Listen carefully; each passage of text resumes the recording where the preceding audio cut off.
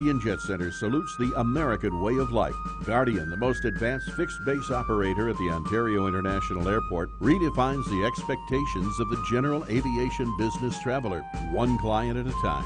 Single-engine or cabin-class aircraft give Guardian the opportunity to enhance the customer experience. Happy birthday, America, from Guardian Jet Center, the gateway to Southern California. Okay, nurse, let's get this man to the ER stat. Right away, doctor. We see this every day. Heart attack or angina pain due to blocked and clogged arteries. Chelation can remove obstructions or blockages from arteries and help avoid painful and expensive surgery. Now there's Angioprim. It's a liquid oral chelation product that you take with juice. You start to feel the results fast. Angioprim increases blood flow all over the body, and that means more energy and strength to take on the day with less aches and pains. 60 years of research has gone into chelation, and Angioprim is the result. A safe and easy way to unblock your veins and arteries from buildup that slow circulation. Paging Dr. Jones. Please report to the emergency room right away. Log on now for a special radio offer from Angioprim. That's angioprim.com/radio. ANGIOPRIM. Angioprim.com/radio or call 877-882-7221. That's 877-882-7221. So, you didn't like that opinion, okay? Give us another 15 minutes. This is the station that leaves no listener behind, KCAA.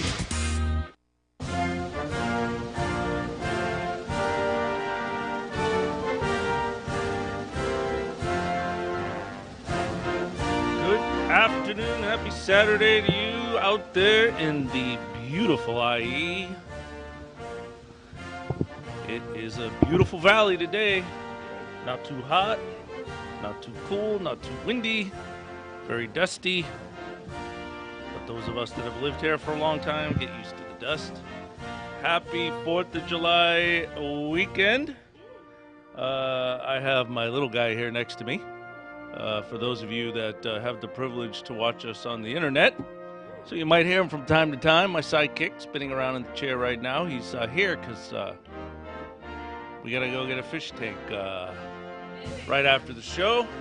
Feeling very patriotic. We got our red shirt on and our blue shirt on and our tighty whities. We are all excited for the long weekend that we have before us, and as we wind down, God, it gets me every time. 162 nights a year to the baseball game, and I hear that the Red Sox are winning against the Toronto Blue Jays, so hopefully we will have baseball in October. Well, nobody said it best than my boy John Adams to his lovely, beautiful wife, Abigail. Loved J.A. J.A. from Quincy, Massachusetts. His little boy was named, as you know, what was his little boy named from Quincy? John Quincy Adams. I think John Quincy was reading in Latin by the age of 3 or something like that. Yeah. If you read any book in your life, I suppose, on history, you got to pick up McCulloch's book on John Adams. It's for the general reader. Not a technical history. It's a nice narrative, particularly about the relationship John Adams had with his lovely bride. And there at the homestead in Quincy, right by, I think about a mile from where I grew up. Nice little house he had.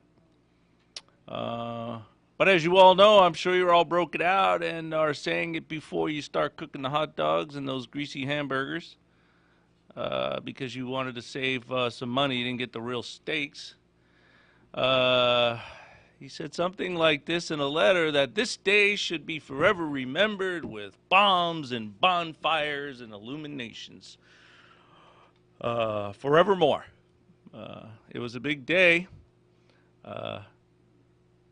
You know, I think sometimes we forget when those landed and propertied and money folks, of which John Adams was by far I think he was the poorest. Perhaps he was just a little small town lawyer trying to make his way. And if you read the book, you'll see that he very much had a chip on his shoulder about it because he was not a part of America's small aristocracy. But he was very patriotic. He believed strongly in moving forward and separating from the motherland. And that's what we're going to talk about today on the Ed O'Brien Show here at AM 1050. I got to get used to saying that in the beginning if I'm ever going to become a professional radio guy. AM 1050 here in the IE. For those of you listening around on the internet, hopefully, as I say, the O'Briens are listening back in Quincy, in Cape Cod. The IE is, I don't know whose empire it is. But we're celebrating July 4th. We're all excited.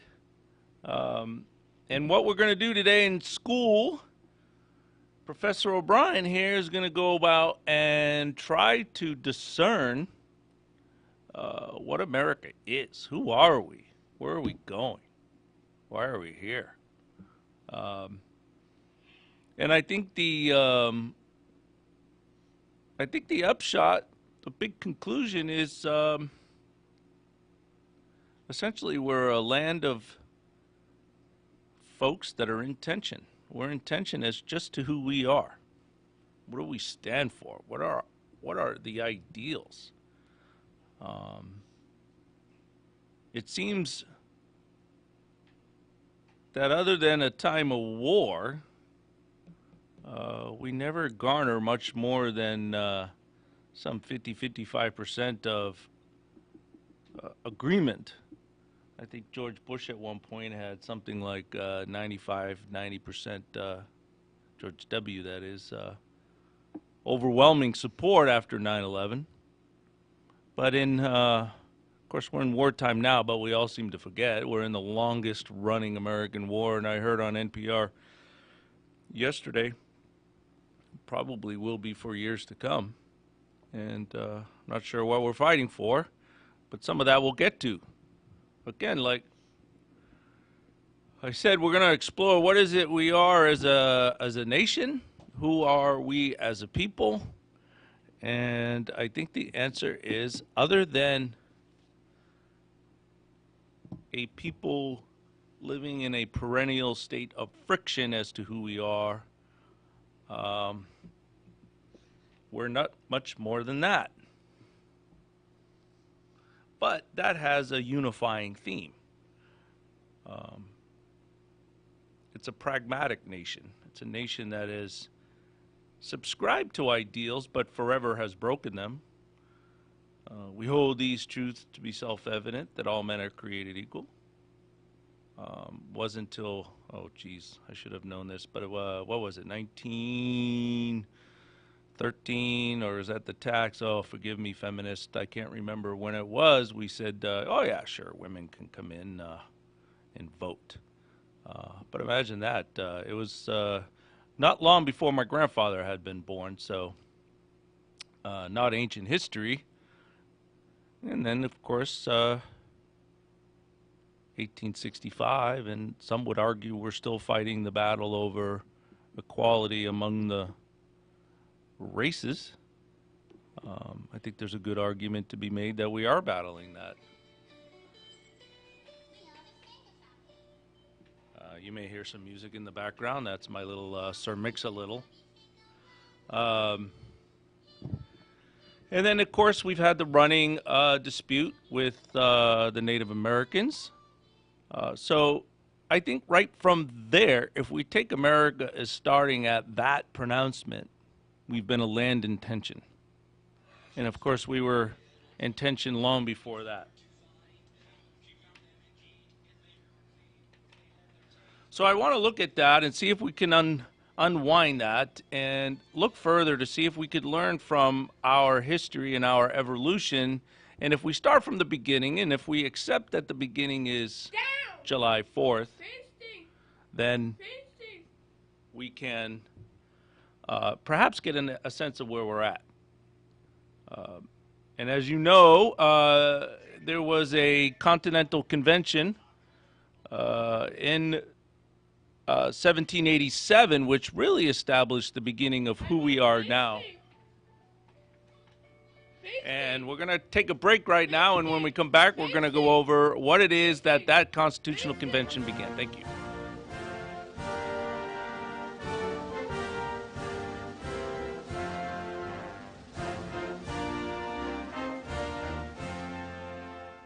For several years, Kcaa has been marketing the Youngevity brand of nutritional and personal care products. Our experience with Youngevity has been 100% positive, so we are pleased to recommend them to you. Regarding nutritional supplements, we recommend Pollen Burst in the berry flavor and Tangy Tangerine 2.0 in the tablet form. For regularity issues, we recommend 3-Day Cleanse, and for personal care, we recommend Morning Hydration Cream. You can shop online for Youngevity at www.kcaateam.com, or you can order by phone by calling 800-982-3197 and tell customer support that you are part of the Kcaa team. Youngevity is an American company based in San Diego. Call Youngevity at 800-982-3197 and ask about monthly auto ship that allows you to buy Youngevity products at wholesale prices. That number again, 800-982-3197. Hi, this is Bobby Cherry, the host of the DRC Wealth Management Hour. Join us every Monday at 3 p.m. where we talk about investments, insurance, commodities, tax, and legal matters. We have a revolving group of guests every week to discuss thoroughly these current issues and how they affect you in your day-to-day life. So please join us on KCAA, broadcasting on 1050 AM, 106.5 FM, and 102.3 FM.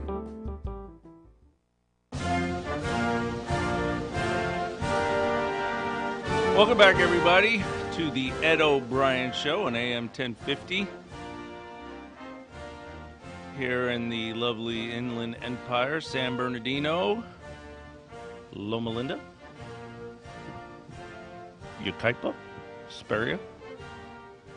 We're here in school today talking about, of course, July 4th, what it means to us, who are we, what is this thing called America? And we were beginning, right, to get into the heart of the matter, and that is this. We are a people in tension between our ideals of what we wish we stand for and the rubber hitting the road and how we implement those ideals. And as I said, we hold these truths to be self-evident that all men are created equal, right? Well, if that's an unalienable right, why is it that everywhere man is in chains, as Rousseau said? It's because there are fallible people implementing ideals, and we have to try as we can go along throughout our history to try to wrestle with these ideals and try to wrestle in achieving them.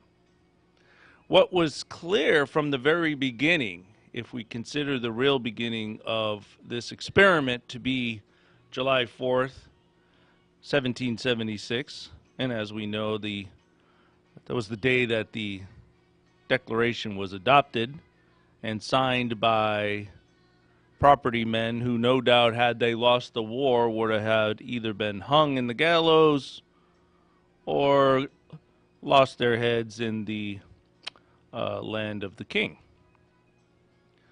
But what we weren't doing is going into a state of anarchy. As Jefferson so eloquently pointed out, is that to secure these rights, the rights that he had stated are inalienable, governments are instituted among men, deriving their just powers from the consent. Never once did we dispute the need for an organizing, even powerful government, at least strong enough to ensure that these quote-unquote inalienable rights are secured. Well, of course, if they're inalienable, why then would we need a government in the first place? So, again, the beauty of the Declaration is it goes on much further than the flowing introduction. And what it does is it lists a set of grievances that the signatories of the Declaration had against the king. Now, this had been brewing for quite some time out there on the western part of our colonies. There was lots of turmoil. And the reason was primarily because England and France and to some degree, I guess, Spain, all the continental powers over in Europe, we all remember this, were forevermore fighting amongst each other. England and the British Crown needing some property, the French Crown needing some industry, Napoleon going through and cracking down all over Europe, all the way to Russia, where he met his Waterloo, so on and so forth. All of these differing battles, which, quite frankly, I can't remember in order. But what I do know, because I'm passionate about this subject, is there was always some insecurity out there on the western part of the United States, well, the colonies. You remember the French and Indian Wars, no doubt. And those were costly battles for the crown to defend against. And so in the 60s, the 1760s, you know, King George was like, hey, I'm spending a lot of money over there. Help you guys out. Why don't you pitch in a few bucks so that we can, you know, keep defending you? And this outraged everybody here in the colonies. Like, what? Tax us? How can you tax us? And the King and Lord North of the Treasury was like, well, look, you know, it's for your benefit. We're protecting you. We're trying to save your western flank out there. So that was the beginning of the tension. And of course, you're familiar with the Stamp Act and the Tea Act and all of those taxes that were exacted on the colonists. Frankly, if you look at the situation, it was probably the right and necessary thing to do. But what was the big error of Lord North and King Georgie? They didn't quite sense just how strongly the colonists would take their English rights, or their, as it was said during the day, their rights as Englishmen. The rabble-rousers knew well what the law was of, and the structure of government was, and under the crown, and by taxing the colonists without representation, it struck at the heart of exactly what the basic rights of the British were. And there were long articles and tracts and treaties and written debate and newspaper articles, all expressing the dissatisfaction with the king in how is it that they could pass a tax from so far away without hearing from the colonists. And rather than engage in a rather intellectual debate, Lord North and the King Georgie kind of miscalculated a bit and took a heavy hand.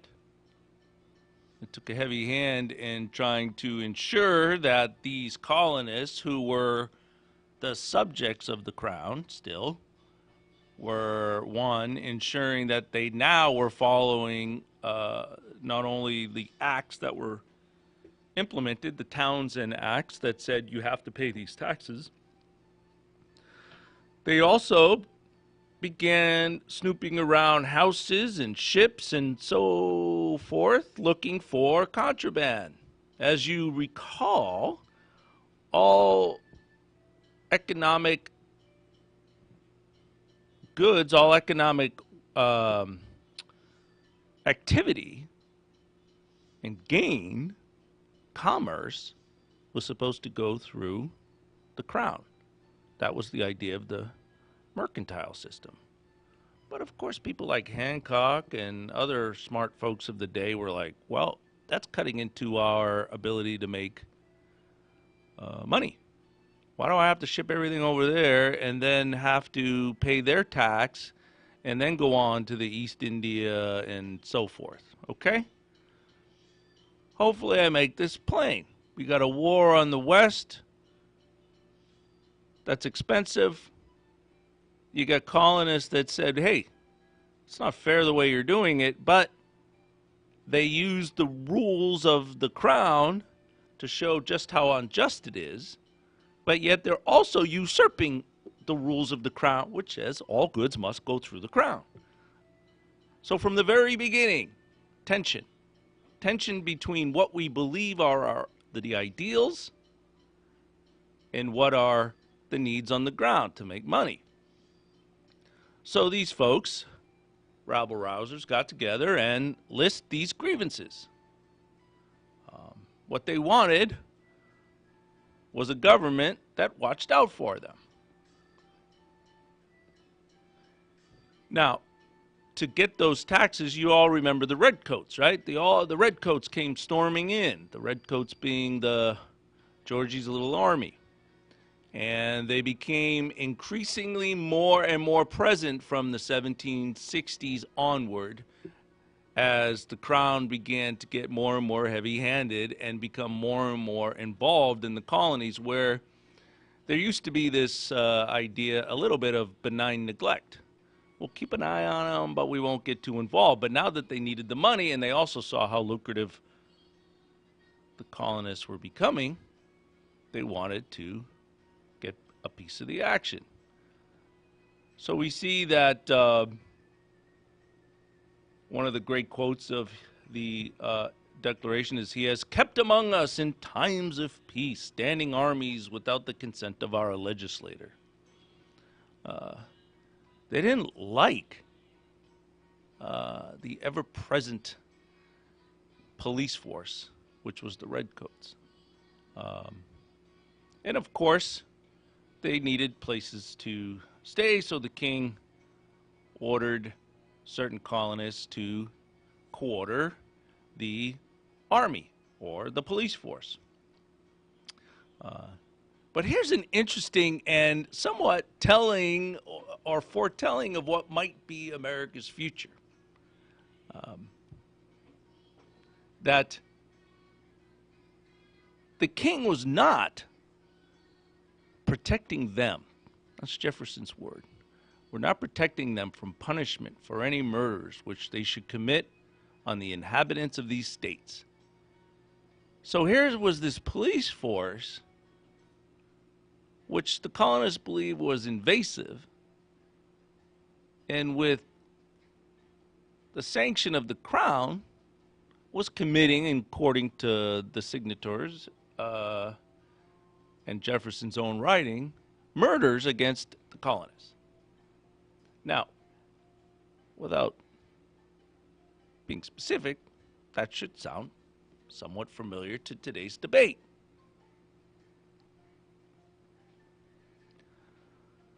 So, of course, we passed that. We listed our grievances, and there was a little war, a bloody war, frankly, a violent war. And we had this guy named Washington kind of fumbling his way through,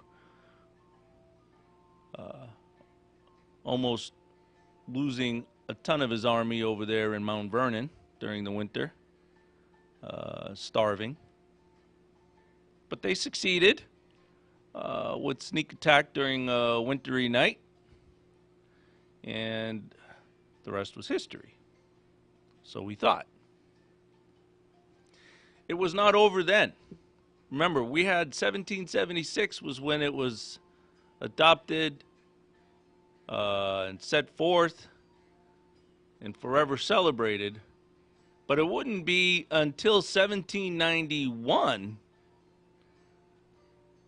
where we could really say our government was established.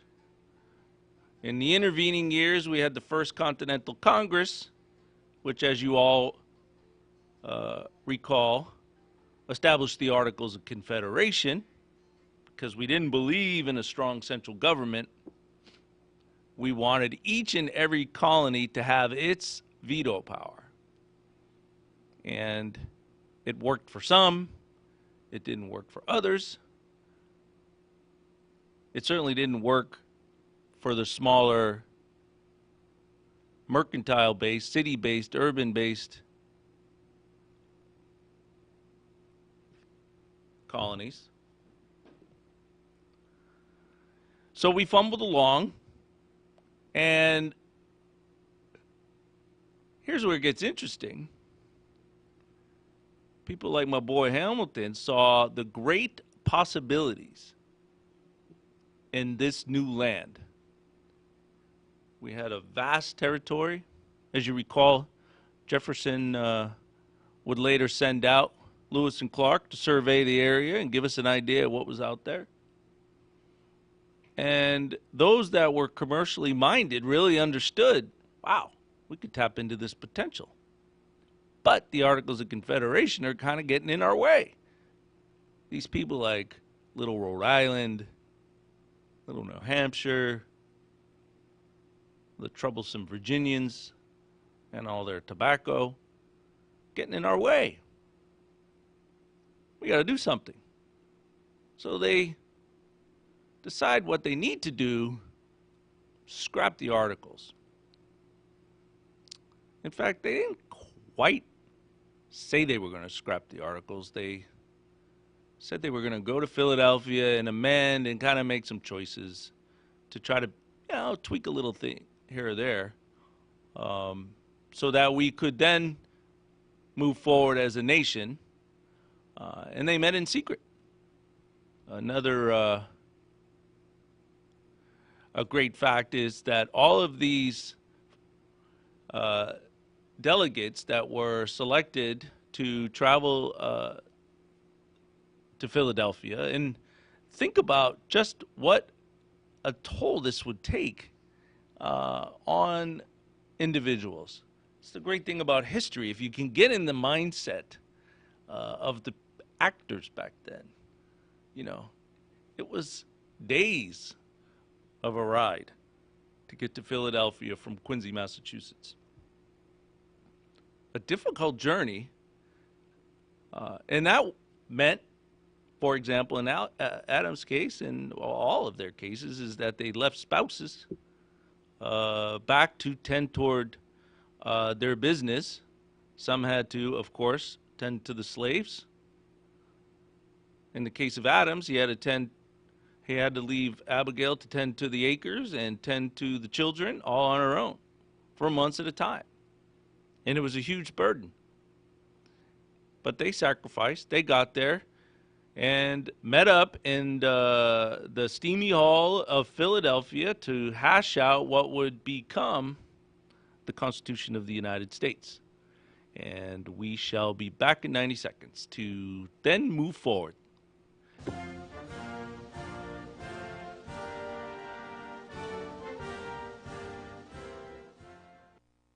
Did you know that every dollar you put into a piece of real estate makes you money 5 ways? Cash flow, money in your pocket each month. Equity capture, the thousands of dollars you create when you have the right team and buy the right property using the right map. Appreciation, real estate doubles in value about every 10 years. Equity buildup, renters pay down your mortgage each month. And finally, the tax advantage. We pay almost no taxes on our cash flow and capital gains. These are the 5 ways we make money in real estate, which is why real estate accounts for more millionaires in the world today than any other investment vehicle. You should have some real estate in your portfolio. To learn how, attend one of our free workshops. Call 1-866-971-8970 or go to getmymapnow.com and register for the next available workshop. That's 866-971-8970 or getmymapnow.com. Erin here from On the Brink Morning Show, where we talk about all that is engaging in the Inland Empire. News, politics, business, family, things to do, and so much more. Join us weekdays from 6 to 7 a.m. on Kcaa 102.3 FM, 106.5 FM, and 1050 a.m. or on kcaaradio.com.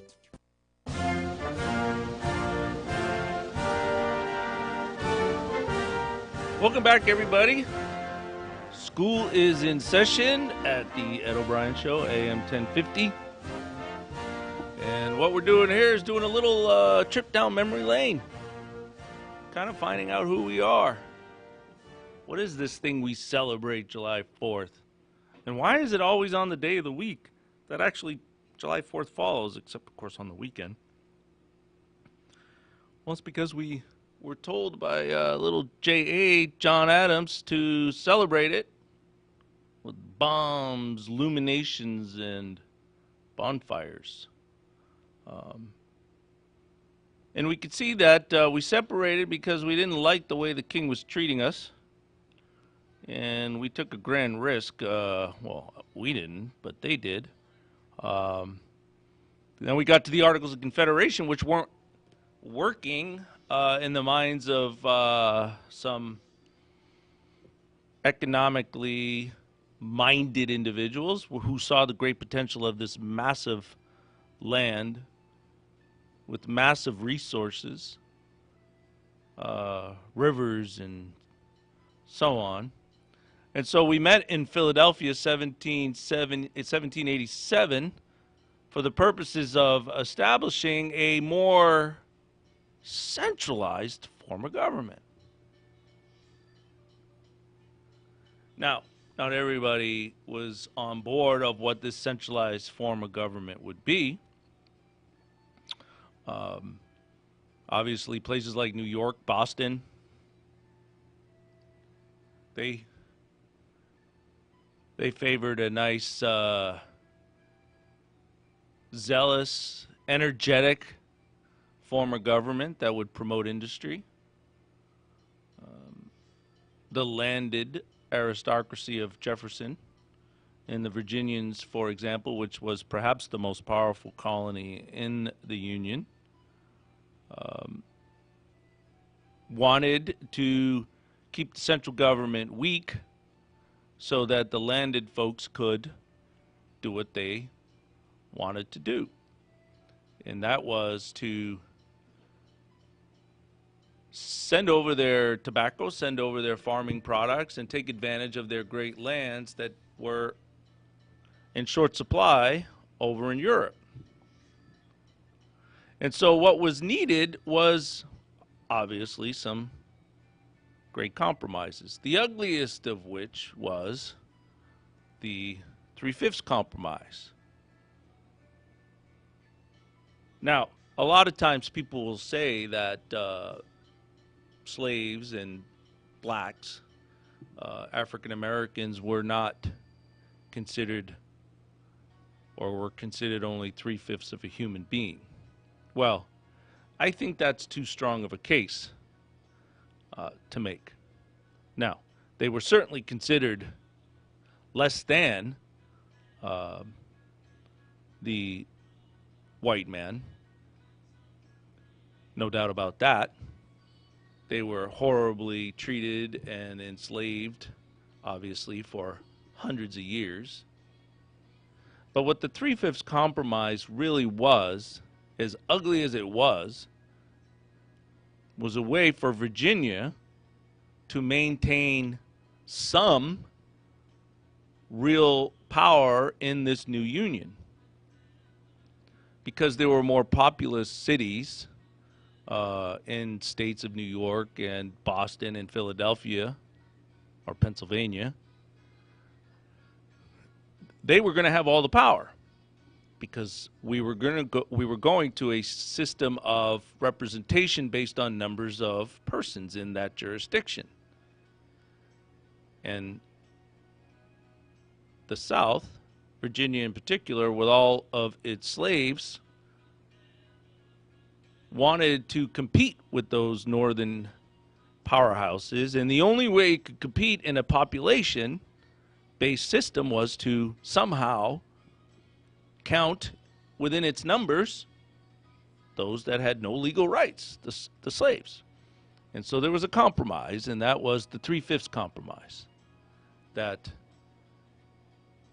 the numbers of slaves in whole would be used to account for representation in the new federal government, but only to a number of 3/5.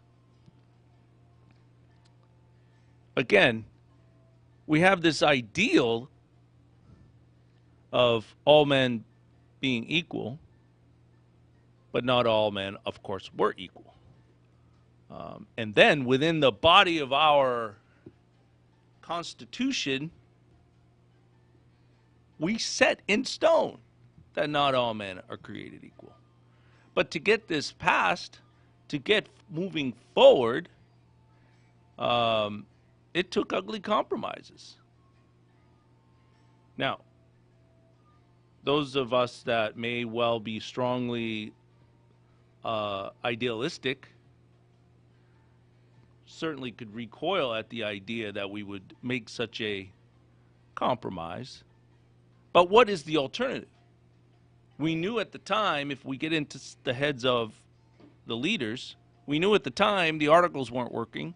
We also knew at the time we didn't have the huge resources, both in people and treasure, that would be needed to expand and to create a strong economic system. We needed a centralizing force, and that centralizing force was conceived of in our Constitution of 1787. There's a lot of arguments today about bills and laws and who, and what power there is, but just go to Article 1, Section 8. Everybody should read Article 1, Section 8. You probably should read it every week, given how much discussions there are, or how much debate and misunderstanding there is. It's all right there. Every power of Congress is set out in our Constitution right there. And it's great when you read it. It's to establish post road offices and post roads. Post roads. Why do you think we had post roads? What about regulating commerce with foreign nations and among the several states and with the Indian tribes? What is underlying that is the idea among the more astute, I'd say, founders, the forward thinkers, was the idea that if we had these roads, if we had transportation that was more efficient, and we had a more centralizing focus on regulating our commerce, we could begin then the process of dominating the territory. We couldn't do that before the Constitution because there was no mechanism, there was no centralizing force. And so one of the ideas was to get there, get behind closed doors, and hash out compromises, to work with powerful colonies that were essentially opposed to centralization in commerce in some ways. With a little colony like Massachusetts that was a shipbuilder and looked outward across the Atlantic for its economic future. And so there was no certainty in any of this. And of course, even once it was written and then began to be publicized, it really had some trouble ahead. There was not a guarantee that this Constitution that we hear about from everybody, from all sides, from all angles, was ever going to be passed. It took, for example, a interesting compromise that the capital would be one day moved from Philadelphia to an area sort of in between the North and the South. And that was to assuage Virginia. And so they threw in essentially the idea, like, if you go along with it, then what we'll do is we'll move the capital. And there were different compromises along the way.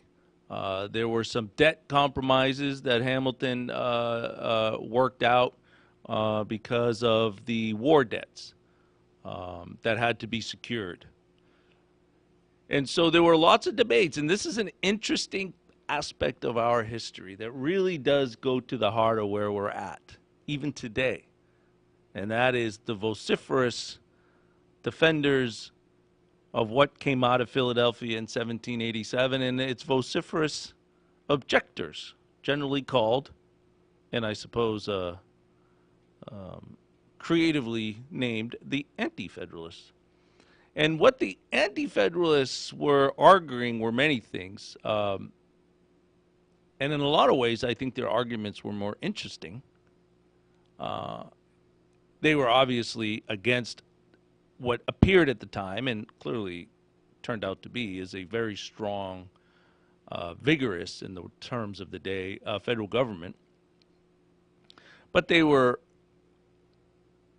really distraught and frantic over the idea that things like the right to a jury was never secured in the body of the Constitution, the right to free speech, the prohibition against cruel and unusual punishment. All of these things. Religion. None of it was stated as a protection. And there was no way that there was going to be consensus in passing what we now know as our Constitution without working out that problem. And I'm going to spend our last segment going over that debate and going over that issues when we come back in 90 seconds. It's the Ed O'Brien Show on AM 1050.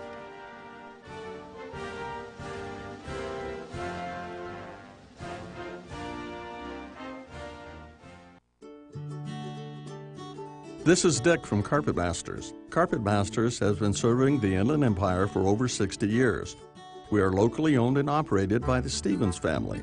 We not only clean carpet and furniture, we clean many loose rugs, including Oriental rugs. Oriental rugs are cleaned in our modern facility where the fringes are cleaned by hand, then hung in our modern facility to dry. We do not use steam cleaning to clean your fine furniture. Furniture is cleaned by hand using the same absorption cleaning used in the White House. Some furniture we bring into our plant to clean properly. We normally use 2 men on each cleaning job using the extraction method. There is nothing that would clean carpet better for our customers. Our job is to clean properly with quality first. Google Carpet Masters San Bernardino and give us a call, or go to carpetmasterssocal.com.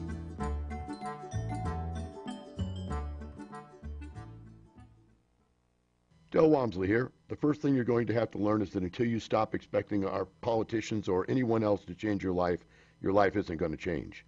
The only person who can change your life is you, but you need to know how. Listen to my show, the Del Walmsley Radio Show, where the hype ends and the help begins. Right here on Kcaa, now broadcasting on 1050 AM, 102.3 FM, and 106.5 FM, the stations that leave no listener behind.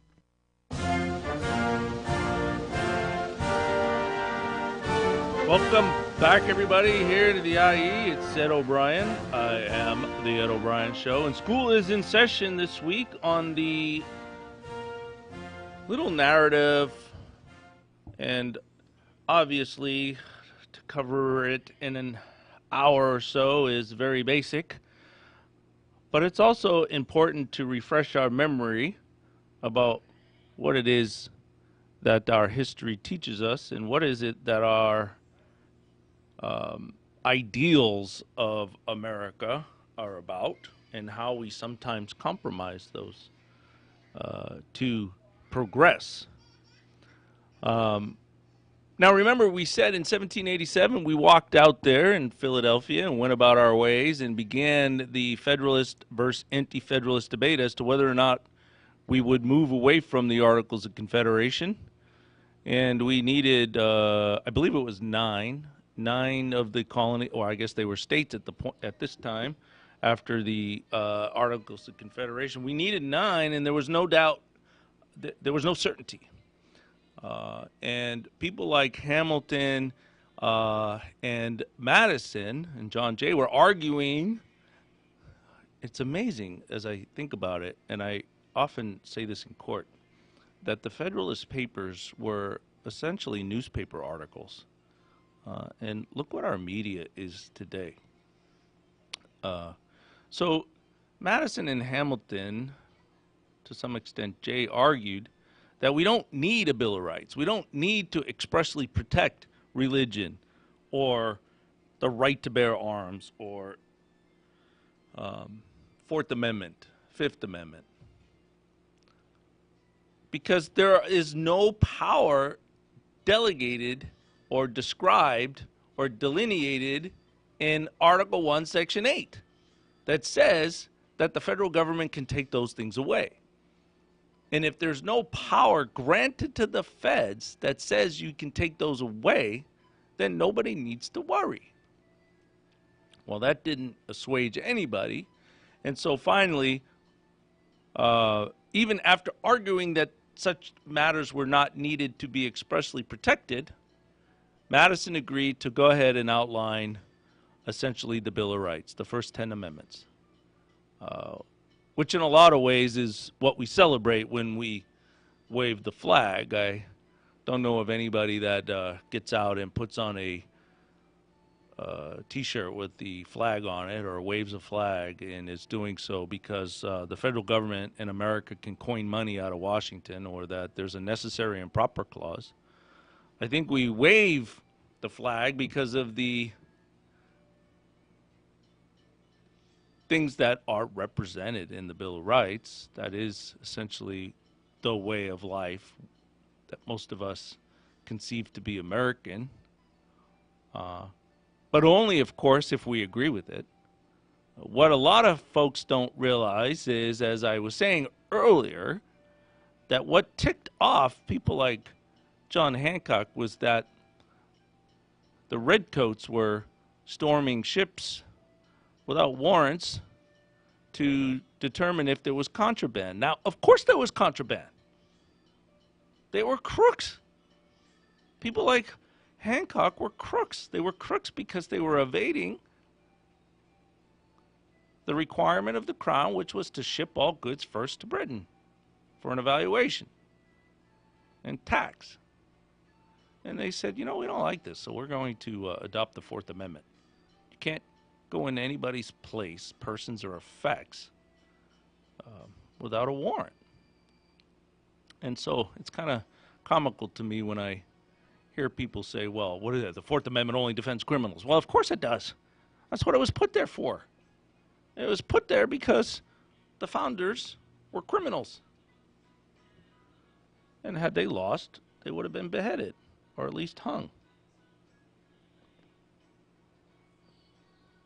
So we argued from 1787 to 1791 when the Bill of Rights was finally adopted.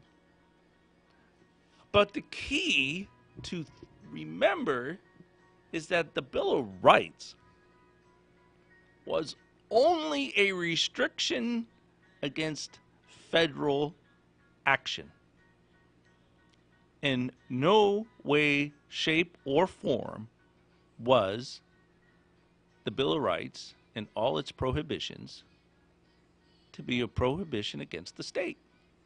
States could still do whatever they wanted so long as it did not violate the Supremacy Clause of the United States Constitution, meaning in those powers in Section 8 were violated. So, how does that affect us today? let's go to, let's see, what's a good one? Is it like Amendment 3? Is that pretty controversial today? Let's see. Shall not quarter soldiers. Nah, not so. I don't know. I don't think that's a big one. What about 9? I don't even remember what 9 says. How about 2? Let's take up 2. That seems like a good one. That the right to bear arms shall not be infringed, right?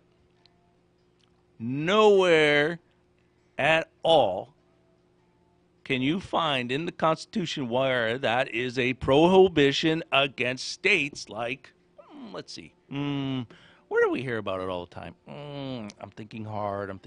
Oh, California. How California is always out there to rid people of their guns. Now, this is not a gun debate. This is a constitutional debate. Go ahead, people. Go ahead of the quote-unquote originalists that I hear all over right-wing media and in Congress that I'm an originalist. I'm a Scaliaite. Go ahead and look to see where, one, that amendment protects against state action, and where it says that if a state decided to say, for example, we're going to have a 10-day waiting period, how does that violate the federal Constitution? Nowhere. It's not there. Now, go ahead, get it out. I know everybody's over there cooking their hot dog. Pull out your pocket Constitution. Flip in the back there where the amendments are. And then flip through the body, the parts we never read, and find where it says that the federal courts have the right to review state action. This is what we know as judicial review. Well, let me speed the thing up because I got a couple minutes here. It's not there. So, how is it that we got to a situation where people argue about the Second Amendment and how it is that that protects California, for example, from trying to ban assault weapons? And why do I bring up judicial review? Because it's all made up.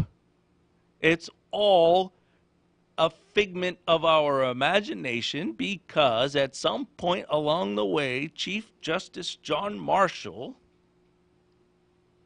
a good Whig, W-H-I-G, saw the need of judicial review for the purposes of promoting not only a strong central government, but also a unifying set of laws that would ultimately promote industry across this vast land. Such things as when we would adopt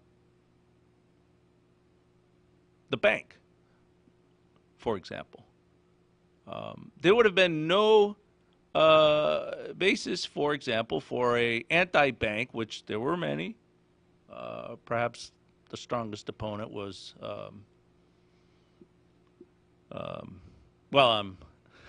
it escapes me. That's a little bit embarrassing.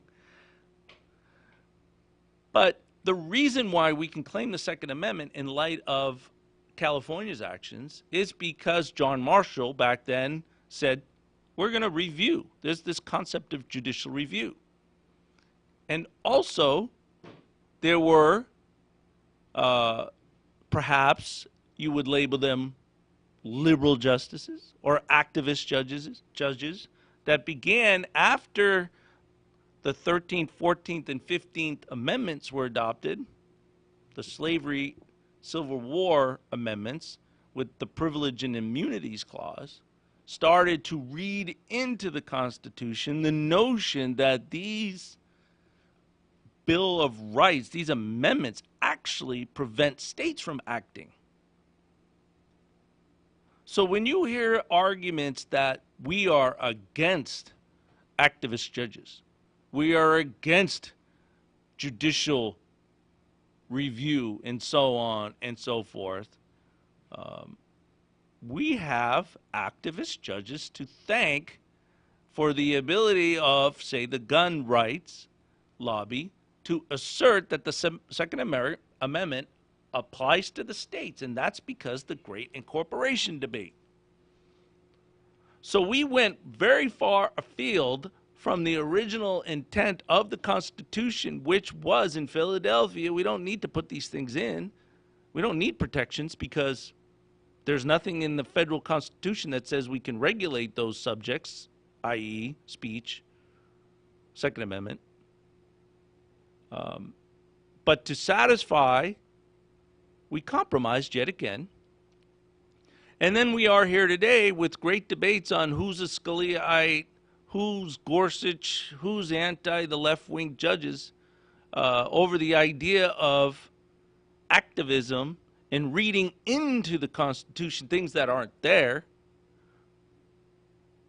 But we have activist judges to thank for reading things into the Constitution that whether we are conservative or liberal or activists or not activists, whatever those terms mean, we have the fact that judges were forward-thinking enough to know that if we were going to progress and become our strong nation that we are, that we better open up the lands, we better have a means of promoting growth, railroads, and so on and so forth. And school is out. I'm on my way to go get the fish tank, everybody.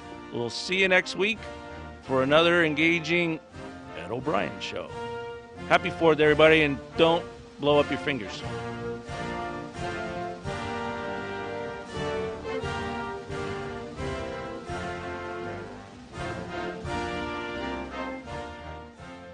KCAA Loma Linda, 1050 AM, 106.5 FM, and now 102.3